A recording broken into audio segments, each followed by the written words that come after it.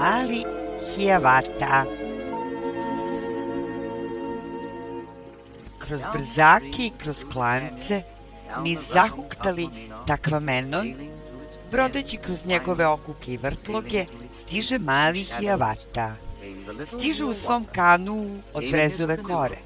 Stiže u svom kanuu do vodopada Minahaha. Nad njim su pevali kosi crvendaći. Nemoj da nas uloviš, Hiawatha. Niz brzake, niz reku, otplovi Hiawatha. Iako su rečni virovi okretali kanu od brezove kore u krug, ipak je mali Hiawatha odvažno veslao dalje ne gubeći hrabrost, jer je pošao da ulovi crvenog jelena, da ulovi zeca Vabasa, da ulovi vevericu Adžiduamo, da ulovi velikog medveda Mišemokvu.